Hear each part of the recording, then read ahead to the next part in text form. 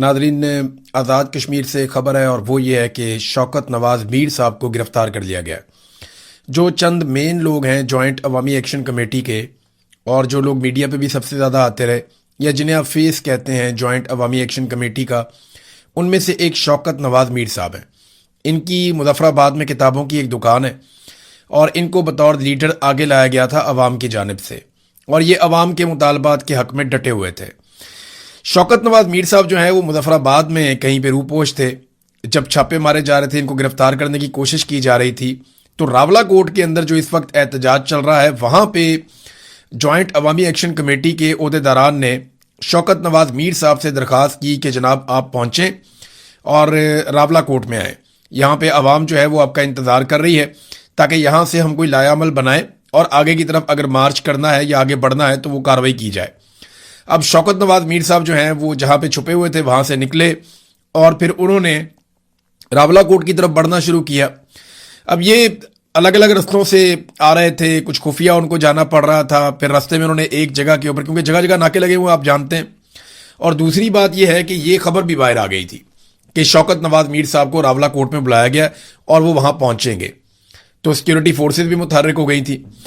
تو شوکت نواز میر صاحب جو ہیں وہ جا رہے تھے، رستے میں انہوں نے پہلے ایک گھر میں پناہ لیے، وہاں پہ چھاپا پڑا، پھر بتایا جاتا ہے کہ وہ ایک اور گھر میں چلے گئے تھے، وہاں پہ بھی چھاپا پڑا، اور اس کے بعد وہاں پہ وہ نہیں ملے تو پھر شوکت نواز میر صاحب جنگل والی سائڈ پہ چلے گئے، جس کو کس کہتے ہیں وہاں کی زبان میں، یا نالا، یا وہاں سے پانی گزرتا ہے، پیچھے ایک جنگل ہے۔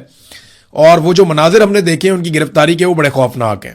گرفتاری کے وقت کے جو مناظر ہیں، کچھ لوگوں نے ویڈیوز بنائی، دور سے بڑی شدید فائرنگ ہو رہی تھی، ایسے لگ رہا تھا جیسے بارڈر کھل گیا، یعنی سیکیورٹی فورسز کی جانب سے اس قسم کی فائرنگ کی گئی ہے کہ جیسے کسی دشمن ملک کے اوپر حملہ کر دیا گیا ہو۔ شیلنگ بھی کی گئی، فائرنگ بھی کی گئی، اور اب کنفرم اطلاعات نہیں ہے کیونکہ وہ پورا ایریا سیکیورٹی فورسز نے گھیرا ہوا تھا۔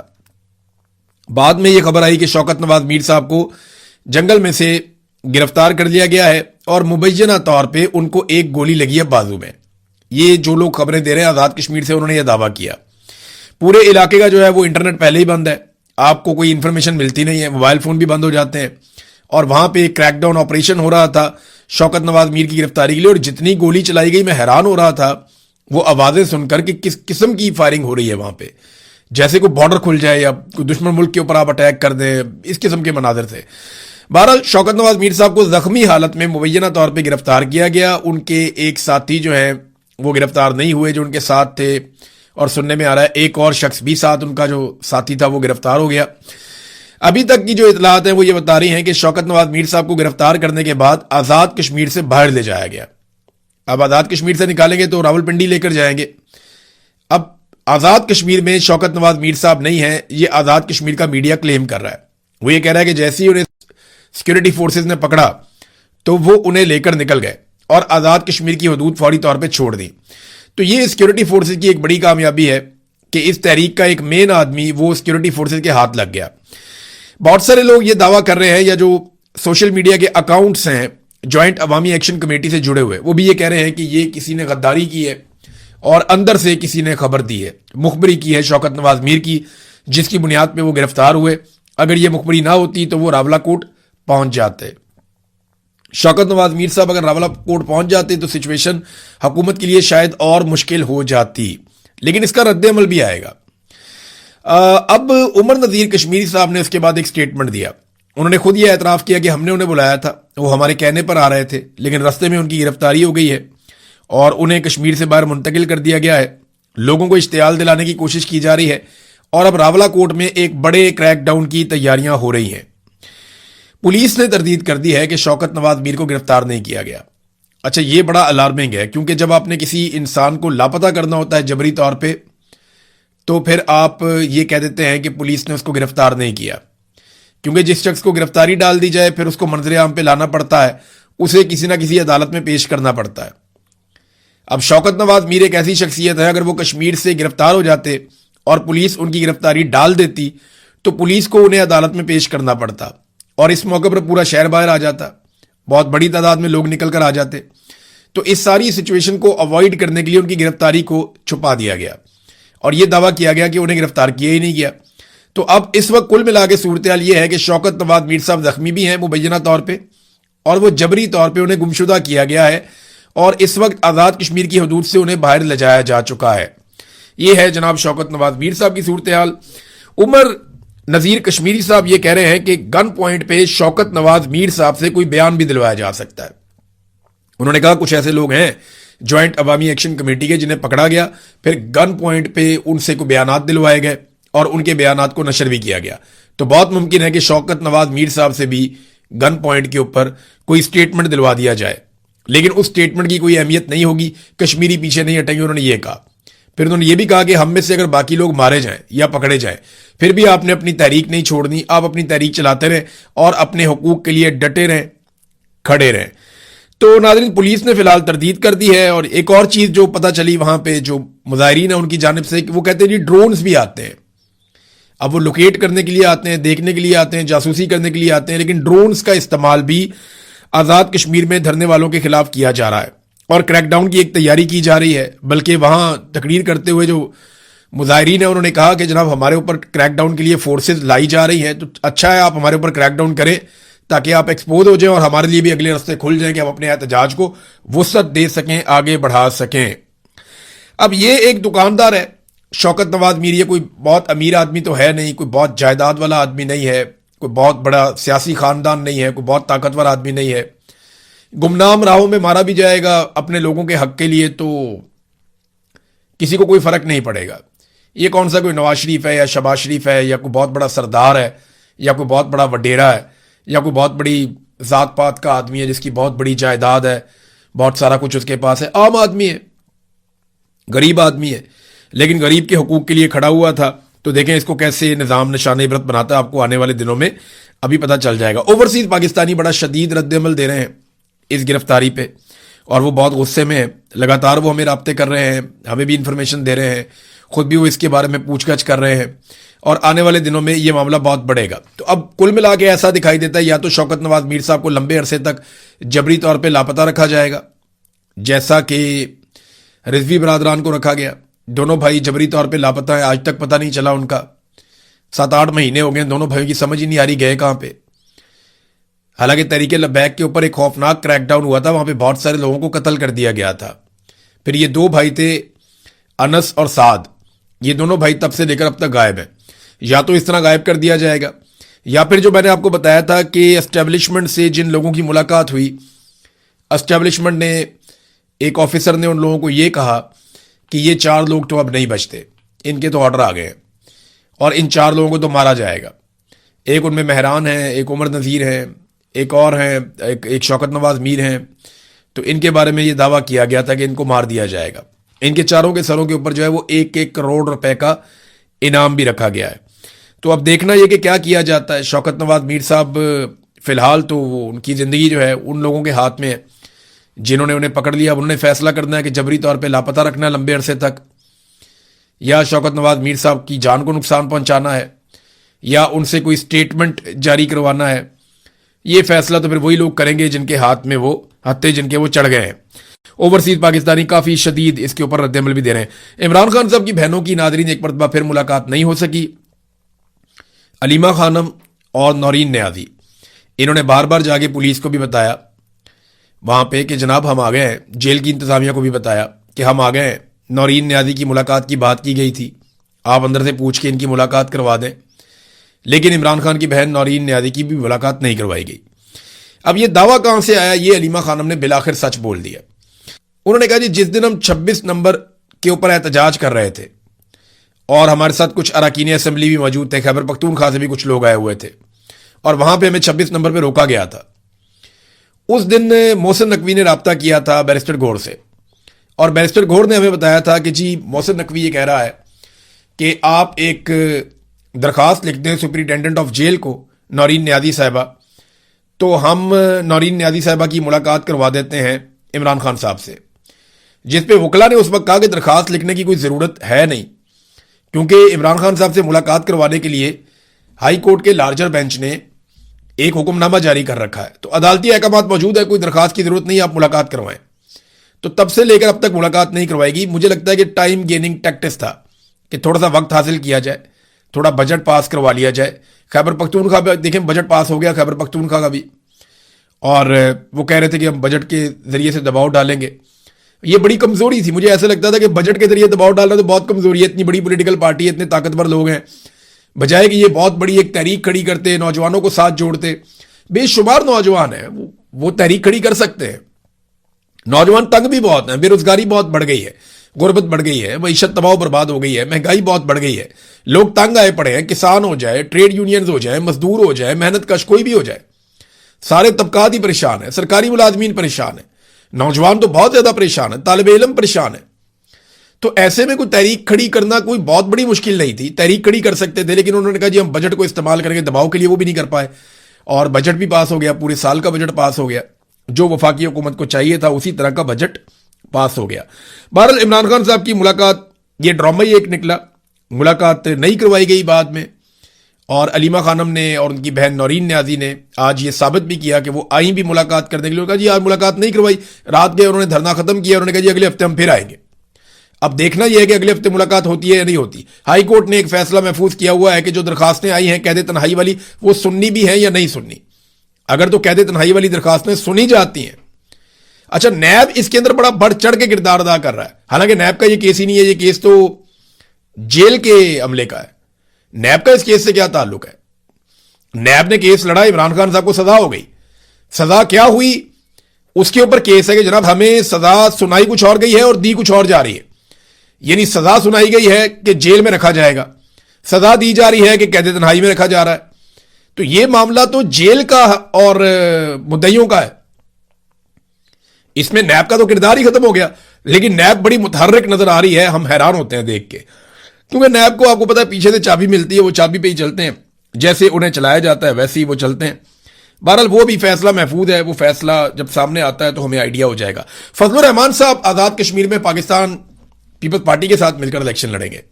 मैंने आपको कई मरतबा फजलुर रहमान साहब के बारे में ये बताया कि वो बड़े अच्छे काम भी करते हैं, कभी कभी बड़ी अच्छी बातचीत भी कर देते हैं, कभी कभी बड़ी अच्छी आवाज भी उठा लेते हैं कभी कभी। लेकिन एक बात मैं आपको हमेशा बताता हूं और बार बार बताता हूं कि फजलुर रहमान साहब सिस्टम है, सिस्टम का हिस्सा नहीं है, खुद सिस्टम है, और वो सिस्टम के बगैर कभी भी नहीं जी पाएंगे। फजलुर रहमान का मौक़िफ़ कभी भी उसूली नहीं होता, फजलुर रहमान साहब का मौक़िफ़ हमेशा वसूली होता है। तो इस मरतबा उन्होंने बड़ी अच्छी वसूली की, उनको आइडिया है कि आज़ाद कश्मीर में पीपल्स पार्टी की हुकूमत बनाकर दी जाएगी। तो तारीख में पहली बार पीपल्स पार्टी और जेयूआई का इत्तेहाद हो गया, और बिलावल कहते हैं जी हम तो चाहते हैं कि बलूचिस्तान में भी हमारा इत्तेहाद हो जाए। बहरहाल आज़ाद कश्मीर में ये मिलकर इलेक्शन लड़ेंगे। तो फजलुर रहमान साहब ने पहले आज़ाद कश्मीर की बात की, फिर आज़ाद कश्मीर में मुज़ाकरात करवाने की बात की, फिर वहां पे जो एहतजाज हो रहा था उसको रुकवाया, फिर उनके लोगों के साथ राब्ता वाब्ता किया, और यहां उन्होंने अपनी पोजीशन को थोड़ा ऊपर लेकर आए। जैसे ही वो अपनी पोजीशन को ऊपर लेकर आए तो वसूली होगी कि जनाब पीपल्स पार्टी के साथ आपका इत्तेहाद करवा देते हैं, आप आज़ाद कश्मीर में हुकूमत बना लें और आप आज़ाद कश्मीर के करता धरता बन जाए, वजारतें शदारतें भी मिल जाएंगी। कश्मीर कमेटी की वजारत तो हमेशा फजलुर रहमान साहब के पास रहती थी माजी में, तो ये एक बड़ी अच्छी ऑप्शन मिली है। तो फजलुर रहमान साहब ने इसको कबूल किया और पीपल्स पार्टी के साथ मिलकर अब वो आज़ाद कश्मीर में इलेक्शन लड़ेंगे। नाज़रीन, इस्लामाबाद में एक प्रोग्राम हुआ कन्वेंशन सेंटर में, जो प्रोग्राम था इंडस वाटर ट्रीटी के हवाले से, जो हमारा मुआहिदा सिंध तास मुआहिदा इंडिया के साथ, उस पर एक प्रोग्राम हुआ। अब तो मुआहिदा ही खत्म कर दिया इंडिया ने। इस प्रोग्राम में वजीर आज़म ने और फील्ड मार्शल ने भी आना था, लेकिन वो दोनों नहीं आए, कुछ वज़रा वगैरह आए, कुछ गैर मुल्की भी आए। तो पाकिस्तान का पानी जो है भारत रोक कर बैठा हुआ है, भारत पानी छोड़ नहीं रहा। और यहां मेरे पास एक बड़ी तफसीली रिपोर्ट है कि पाकिस्तान के जो 3 मशरकी दरिया थे वो तो हमने इंडिया को दे दिए थे इस मुआहिदे के तहत, जिनमें सतलुज है, ब्यास है और रावी है। जो मगरबी 3 दरिया थे वो हमारे थे, जिनमें सिंध है, झेलम है और चनाब है। अब उन दरियाओं के ऊपर भारत ने 3120 मेगावाट का हाइड्रो पावर नेटवर्क बना लिया है, और मजीद 7250 मेगावाट के मंसूबों की तैयारियां वो कर रहा है। यानी इतने बड़े पैमाने पर बड़ी तेजी से भारत अपने मंसूबे बना रहा है, किस पानी पे? जो पाकिस्तान का है। यानी हमारे देखें ना हुक्मरानों का फर्क और भारत के हुक्मरानों का फर्क। हमारे हिस्से के पानी के ऊपर भारत बिजली बना के अपने शहरियों को सस्ती बिजली दे रहा है, जबकि हम अपने हिस्से पे पानी पे बिजली बनाने की बजाय अपने फ्रंटमैनों के जरिए से आईपीपीज लेकर आते हैं, और उन आईपीपीज को हम बिजली ना बनाने के पैसे देते हैं। अंदाजा करें तो तरक्की कौन करेगा? हम कैसे तरक्की करेंगे? हमें तो एक तो बिजली मिलती नहीं है, मिलती है तो आईपीपीज के जरिए मिलती है, اور آئی پی پیز کی بجلی دنیا کی مہنگی ترین بجلی ہے. اور مزے کی بات یہ ہے کہ آئی پی پیز ہمیں 1 یونٹ بجلی دیتے ہیں اور 4 یونٹ کے پیسے لیتے ہیں, کیونکہ ہم نے ان کے ساتھ جو معاہدے کیے ہیں وہ کیپیسٹی پیمنٹ رکھ کے کیے ہیں. اور یہ کارنامہ کیا نواز شریف نے, شہباز شریف نے, مشرف نے, اور زیادہ کارنامہ نواز شریف اور شہباز شریف کا ہی ہے. پیپل پارٹی بھی اس میں حصہ دار ہے. تو ناظرین, انڈیا ہمارے پانیوں کو روک رہا ہے اور ہم نے ابھی تک ان کا سانس نہیں بند کیا. یعنی ہمارا دعویٰ ہے کہ ہم تمہارا سانس بند کر دیں گے, تو ابھی تک انڈیا کا سانس نہیں بند کیا. وہاں سے آنے والے پانی کو باندھ کے بھارت کنٹرول کر رہا ہے. حالانکہ ہم یہ کہتے تھے کہ کشمیر پاکستان کی شارک ہے. آدھی شارک پہ تو پہلے ہی آدھی سے زیادہ شارک پہ انڈیا کا ہاتھ ہے. باقی جو رہ گئی ہے اس پہ ہم نے لڑائی ڈال دی ہے, اور وہاں سے جو پانی آتا ہے اس کو انڈیا روکنا شروع ہو گیا ہے. تو یہ پاکستان کے لیے الارمنگ سچویشن ہے. اس میں پاکستان کی حکومت کو, پاکستان کی اسٹیبلشمنٹ کو, کیونکہ ابھی اکٹھے ہی کام کر رہے ہیں یہ لوگ, پورا زور لگا کر کام کرنا چاہیے. دنیا بھر کے ممالک میں اس معاملے کو اٹھانا چاہیے. یو این میں جا کے اٹھائیں, ہر فورم کے اوپر اس معاملے کو اٹھائیں. اور اگر آپ کو کہیں سختی کر کے, نرمی کر کے, کچھ بھی کر کے, آپ کو ڈپلومیسی کر کے اپنا پانی کھلوانا ہے جیسے بھی ہو, اور انڈیا سے اپنے پانی کا حق ہر حال میں آپ نے واپس لینا ہے. اب اضافی بجلی پاکستان میں ہے ناظرین. اس وقت جو ہمارے پاس آئی پی پیز ہے نا, ان کی کیپیسٹی اگر آپ دیکھیں تو یہ لگ بھگ 40,000 میگا واٹ سے بھی زیادہ کی ہے. ہماری ضرورت اتنی نہیں ہے, بہت تھوڑی ہے. لیکن پھر بھی لاہور سمیت پنجاب میں ہر جگہ پہ لوڈ شیڈنگ ہو رہی ہے. خیبر پختونخوا میں ہر طرف لوڈ شیڈنگ ہو رہی ہے. اور پتہ کتنی لوڈ شیڈنگ ہو رہی ہے؟ ہر گھنٹے بعد لائٹ چلی جاتی ہے, 2 گھنٹے بعد لائٹ چلی جاتی ہے, ہر 2 گھنٹے بعد, کبھی 1 گھنٹے بعد وہ لائٹ چلی جاتی ہے, اور 1 گھنٹہ 2 گھنٹہ بھی لائٹ چلی جاتی ہے. لوگ سوشل میڈیا کے اوپر بار بار شکایت کر رہے ہیں کہ جناب ایک تو آپ بجلی اتنی مہنگی دیتے ہیں, پھر آپ نے بجلی اتنی زیادہ بنا لی ہے اور اس کے پیسے آپ ہم سے لیتے ہیں, پھر بھی آپ لوڈ شیڈنگ کرتے ہیں. یعنی جو قوم کیپیسٹی پیمنٹ دے رہی ہو اس کے اوپر لوڈ شیڈنگ کرنا تو سزائے موت ہو جانی چاہیے ان لوگوں کو جنہوں نے یہ کیا ہے. میں آپ کو مثال دیتا ہوں کہ آپ پیسے پتہ کون سے دے رہے ہیں, کہ آپ بجلی بنائیں نہ بنائیں, ہم آپ کو اضافی پیسہ دیتے رہیں گے, اور آپ کو لانے کا مقصد یہ ہے کہ ہماری ضرورت کی بجلی کبھی بھی ختم نہ ہو. یہ مقصد تھا نا آئی پی پیز کو لانے کا, کہ جتنی ہمیں بجلی چاہیے ہم نے اس سے زیادہ کیپیسٹی لگا لی ہے, جتنی ہمیں چاہیے ہوگی آپ سے خریدا کریں گے, اور جو آپ نہیں بنائیں گے اس کے ہم آپ کو پیسے دیں گے. وہ کیپیسٹی پیمنٹ ہم انہیں ابھی بھی دے رہے ہیں. اگر وہ 1 یونٹ بجلی نہ بنائے نا, پھر بھی ہم اگر ان کو 100 میگا واٹ کا لگایا ہوا نا, تو 100 میگا واٹ کے پیسے ہم ان کو دیں گے. پیسے ہم انہیں دے رہے ہیں, اور لوڈ شیڈنگ پاکستان میں ہو رہی ہے, دبا کے ہو رہی ہے. 10 سال پہلے جب یہ خاندان نعرے لگاتا تھا, دعوے کرتا تھا, جناب ہم پاکستان سے لوڈ شیڈنگ کو ہمیشہ کے لیے ختم کر دیں گے, آپ ہمیں ہمیشہ یاد رکھیں گے, آپ کو یاد رہے گا کہ ہم نے پاکستان کے اوپر پتہ نہیں کتنا احسان کر دیا ہے. اور آج آپ دیکھیں نا کس طریقے سے انہوں نے لوڈ شیڈنگ کا ایک مرتبہ پھر بازار گرم کر دیا ہے. شیخ رشید نے کہا تھا کہ کوئی بجلی خریدنے کے قابل بھی نہیں رہے گا, لوگ اپنے میٹر اتروا لیا کریں گے. ناظرین, ایف بی آر کی صورتحال یہ ہے کہ 1,000 ارب کا شارٹ فال ہوا ہے ایف بی آر میں, 1,000 ارب کا شارٹ فال. اور مزے کی بات یہ ہے کہ chairman F B R Vienna میں پارکو بورڈ کے اجلاس میں شرکت کے لیے 6 جولائی تک چھٹیوں پر ہے. یعنی وہ ویانا میں جا کے چھٹیاں منا رہے ہیں, اور ادھر 1,000 ارب کا پاکستان کو شارٹ فال ہو گیا. یہ ہے پاکستان میں سنجیدگی. ناظرین, افغانستان کی جانب سے ایک مرتبہ پھر پاکستان کے اوپر اٹیک کیا گیا, پاکستان کے علاقوں پہ. اس سے پہلے پاکستان کی جانب سے پکتیکا میں اور کنڑ کے اندر اٹیک کیا گیا. ایئر فورس نے وہاں جا کر حملے کیے. پاکستان کی جانب سے دعویٰ کیا گیا کہ وہاں پہ ٹی ٹی پی کے ٹھکانوں کو نشانہ بنایا گیا, جبکہ افغانستان نے ڈرون حملے کیے ہیں, جن میں سے غالباً 4 حملے خیبر پختونخوا میں اور 3 حملے بلوچستان میں چمن کے علاقے کے آس پاس ہوئے ہیں. اور ان حملوں میں اب تک کی اطلاع کے مطابق جو زخمی ہیں ان کی اطلاع آئی ہے, کچھ ایک خاتون کے جاں بحق ہونے کی بھی اطلاع آئی ہے. باقی بھی خبریں آ رہی ہیں, تفصیل آئے گی تو میں آپ کو بتاؤں گا. لیکن کافی فائرنگ شائرنگ بھی ہوئی ہے بارڈر پہ, اور افغانستان نے دعویٰ کیا کہ ہم نے داعش کے اوپر اٹیک کیا. اب یہ دونوں ممالک ایک دوسرے کے اوپر اٹیک کرتے ہیں تو بیٹھ کے بات چیت کریں, اور دونوں ممالک ایک دوسرے کی مدد سے دہشت گردی کو ہمیشہ کے لیے ختم کریں. یہ تو آئیڈیل سچویشن ہے. لیکن آپ نے ایک بات پہ غور نہیں کیا, جتنا عرصہ پاکستان کی قیادت الجھی رہی ہے ایران کے معاملات میں, امریکہ, اسرائیل اور ایران کی لڑائی کے اندر, گلف کے ایشوز کے اندر, تب تک پاکستان کا افغانستان کے ساتھ کوئی مارکا نہیں ہوا. جتنا عرصہ وہاں لڑائی چلتی رہی نا, وہ لڑائی چلتی رہی, ہم وہاں پہ انگیج رہے, ہم وہاں پہ انگیج رہے. جیسے ہی وہاں سے تھوڑے سے فارغ ہوئے, ساتھ ہی افغانستان کے ساتھ لڑائی شروع ہو گئی. یہ علیمہ خانم نے بھی کہا تھا, اور باقی لوگ بھی کہہ رہے تھے کہ ہم حیران ہوتے ہیں کہ جب یہ لوگ انگیج ہو جاتے ہیں تو دہشت گردی بھی بند ہو جاتی ہے. تو یہ بہت حیرت والی بات ہے, ان چیزوں سے سوالات اٹھتے ہیں. تو کہیں پہ بھی مصروف رہیں, جو روٹین کے معاملات ہیں وہ چلتے رہنے چاہیے. ناظرین آخری خبر میں ایران کے حوالے سے آپ کو دوں کہ ایران میں جو معاملات ہیں نا وہ پوری طرح سے ایسا لگتا ہے کہ جو اسٹیٹ کے معاملات ہیں وہ ان قوتوں کے کنٹرول میں ہیں جو بہت اینٹی امریکہ ہیں. یعنی ابھی باقر کالیباف کا ایک انٹرویو چل رہا تھا ایران میں ان کے اپنے سرکاری ٹی وی پہ, تو وہ جب تک امریکہ کے خلاف بات چیت کرتے رہے, مذاکرات کے حوالے سے باقی چیزوں پہ بات کرتے رہے, اور جب تک وہ یہ کہتے رہے کہ ہمارا ہاتھ ٹریگر کے اوپر ہے, ہم دیکھیں گے, ہم کسی وقت بھی دوبارہ لڑ سکتے ہیں, تب تک ان کا انٹرویو چلتا رہا. لیکن جیسے ہی انہوں نے تنقید کی ان لوگوں پر جو مذاکرات کے خلاف ہیں تو فوری طور پہ انٹرویو ختم کر دیا گیا. لیکن بعد میں کہا گیا انٹرویو جو ہے وہ باقی انٹرویو کل چلایا جائے گا. بہرحال یہ بتاتا ہے کہ ایران کے اندر سسٹم ابھی بھی بہت طاقتور ہے اور مجتبیٰ خامنہئی کے کنٹرول میں ہیں تمام چیزیں, اور جو لوگ مذاکرات کے حامی ہیں ان کے پاس یہی موقع ہے کہ وہ کسی طرح امریکہ کے ساتھ ایک اچھی ڈیل کو انجام تک پہنچائیں, ورنہ ایرانی لوگ جو ہیں وہ مذاکرات کے کوئی اتنے حامی فی الحال نہیں ہیں.